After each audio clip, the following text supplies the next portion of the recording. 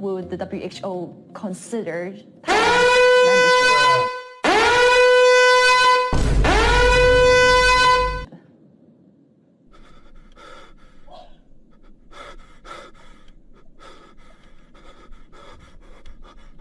Hello?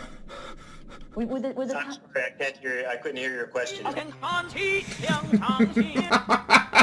Dude, one of my favorite clips is this dude from the WHO who literally refuses to acknowledge the existence of this lady's country of origin. Like, he's like, I never heard of Taiwan.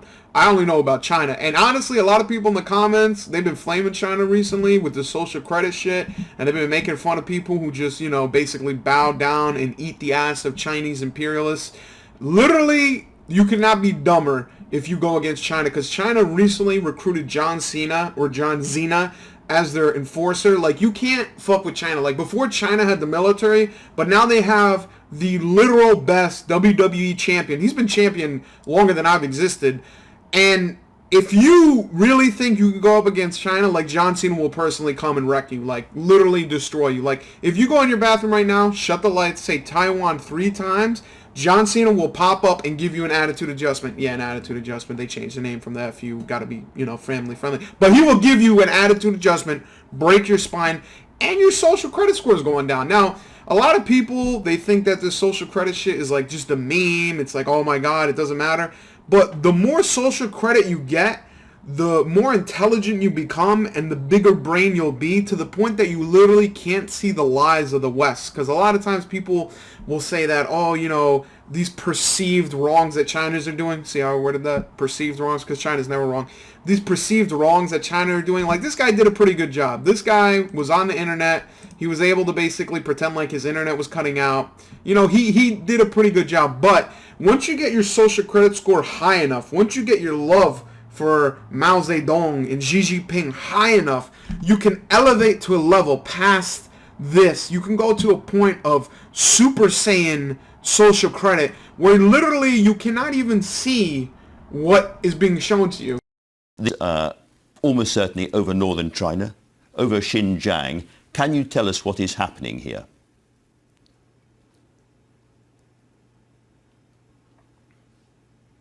I cannot see. So this dude is in a room.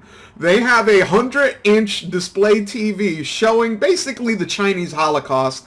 A bunch of Uyghur Muslims are going into trains, they're going to camps. They might die, they might get re-educated. It doesn't matter. It's like, remember in World War II when no one cared about the Jews and it took a while before people gave a shit? It's like that, except with China. Now imagine if instead of Germany being weak from the First World War, they were stronger and won it. What would have happened to all those Jewish people? I don't know. A lot of people say never forget the Holocaust, but I think when they say that, they mean literally, don't forget the Holocaust. Don't pay attention to this. Don't pay attention to the Uyghurs. Don't look at that. Just think about what we did back then. We did one thing right. Let's keep that in mind. So, anyway, this is a lie, by the way. Don't believe this. This is probably all CGI generated bullshit.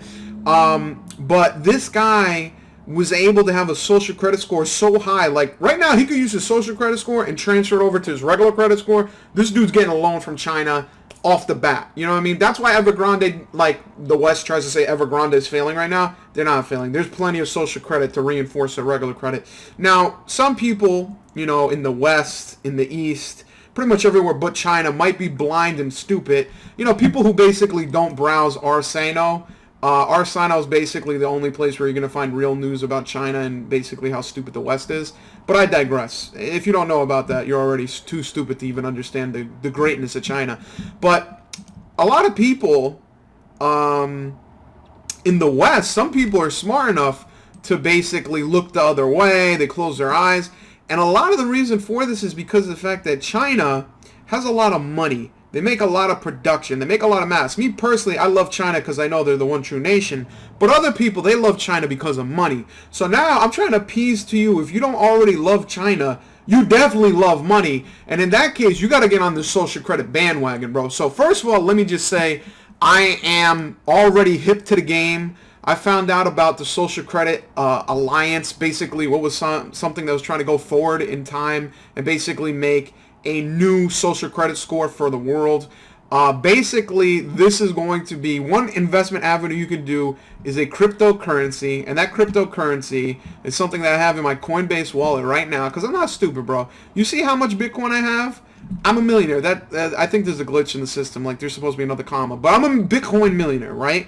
And pretty soon, I'm going to be an Everest ID millionaire. Now, Everest ID, basically what it is that they're trying to regulate cryptocurrencies. They're trying to regulate people's money and regulate people's identities. And what they say is that the idea is that this is Everest world's only device-free, globally accessible digital transaction. And users will be able to digitally verify their identity for public services and claim their social and economic rights. Now, when I say social, I mean social credit. So, for example, in China, they're ahead of the curve. They're basically the biggest brain individuals you could ever see. Where, like, for example, say if you vote for Xi Jinping, your social credit score goes up. Let's say you're online, you make a comment saying, death to the West, China is the best. First of all, you got bars off. You're rhyming out here. Like, you're basically the fucking Chinese Migos made in China 2.0. So you're getting bars off and you're fucking condemning the West and raising China. Boom, your social credit goes up. Now, a lot of people might be thinking that this is like something they don't want. You already have fucked up credit. Now you're going to have fucked up social credit. Go fuck yourself. You should go back to the camps with the Uyghurs. This is literally the best thing that could happen ever.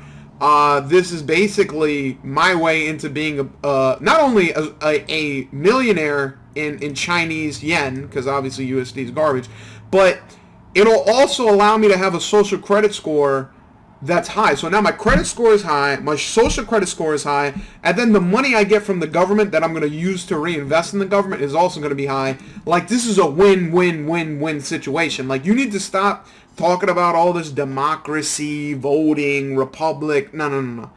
Mao Zedong is where the perfect government was formed. From then on, Xi Jinping has followed it up. You know, a lot of people want to call him Winnie the Pooh. A lot of people want to call him a loser. A lot of people want to say free Hong Kong. All those people are now in camps. If you want to join the camps, go ahead. Me personally, I'm trying to get that guap. I'm trying to get that dollar. Right now, Everest 2020. You know, when I started investing, it was $900, not $600. Why? Because the West is trying to fuck us up. If we come together, if all of us brothers who are not in China but should be in China could come together, we could basically make Everest ID go to $1 billion. We could all be millionaires.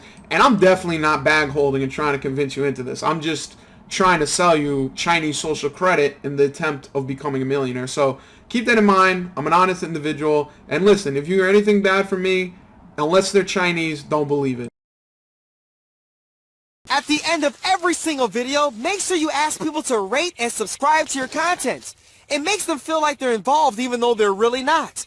And most importantly, make sure they comment on every single video. If you have to, disguise it. You know, call it something like the question of the day. And really make them think you're gonna really read it when you really don't have to. Ha ha ha!